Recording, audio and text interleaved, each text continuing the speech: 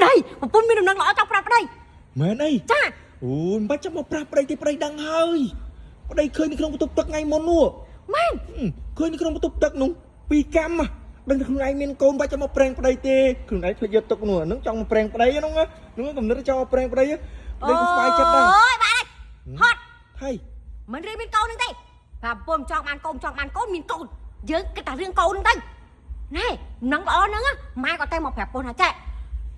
đây để dương rụt bằng mặt năm môn nữa đã kêu cái đây gạo thay na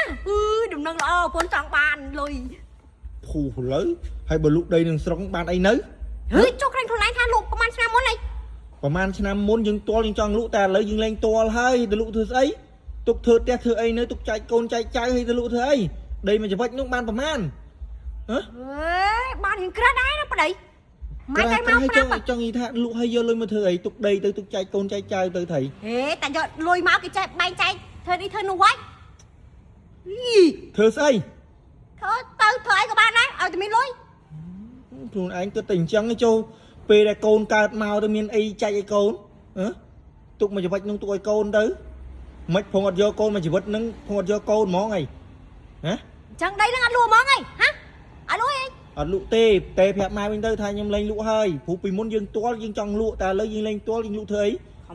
ខំសុបាយចិត្តហ៎ខំសុបាយចិត្តតែបានលុយចាយអីអូរងថ្ងៃនេះប្តីឲ្យចាយប៉ុណ្ណឹងអត់គ្រប់គ្រាន់ទេសម្រាប់ខ្លួនឯងអត់គ្រប់គ្រាន់ហ្មងចង់លក់ទ្រព្យសម្បត្តិឲ្យយកលុយចាយមកទាំងកនឹងហ្មងអីយកលុយមកចាយទាំងកមិនគេយកមកទុកដាក់យកឡតហើយចុះមកទុកដីទៅទុកចាយឲ្យកូនឲ្យចៅទៅថៃយកលុយគាត់បានថ្លៃហ៎ប្តីតិចទៀតវាលេងថ្លៃទៅមកយើវាលេងថ្លៃលេងទៅទុកចាយឲ្យកូនសោះចាំមែនឌីដាស់គ្រាន់តែរឿងអញ្ចឹងក៏មកប្រេងប្តីខំតែខំសុបាយចិត្តមិញសុបាយចិត្តហ្នឹងហើយបើចុះបោះណាគេនៅក្នុងបន្ទប់ទឹកហ្នឹងយក2កាមនោះខ្ញុំដឹងទេមិនបោះខ្ញុំទេខ្ញុំយកកូននេះខ្ញុំមិនទាន់ចង់បានតែខ្ញុំចង់បានខ្ញុំប្រាប់ខ្លួនឯងហើយចុះបោះណាគេខ្ញុំមិនដឹងឌីដាស់ឯងនេះខំសុបាយចិត្តជាមួយដែរស្មាតដងស្អីដងកូនធុញឈប់និយាយជាមួយចុកផ្ទះសអីអាផ្ទះហ្នឹងជាប់ទៀតពុតឌីពុតអាបាទពុំចង់បានកូ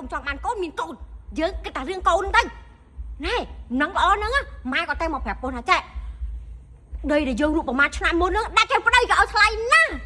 ដំណឹងល្អពុនចង់បានលុយភូលើហើយបើលក់ដីនឹងស្រុកបានអីនៅចុះក្រែងខ្លួនឯងថាលក់ប្រមាណឆ្នាំមុនអីប្រមាណឆ្នាំមុនយើងទាល់យើងចង់លក់តែឥឡូវយើងលែងទាល់ហើយទៅលក់ធ្វើស្អីទុកធ្វើផ្ទះធ្វើអីនៅទុកចែកកូនចែកចៅឲ្យទៅលក់ធ្វើអីដីមួយច្រវិចនោះបានប្រមាណបានរៀងក្រាស់ដែរណាប្តី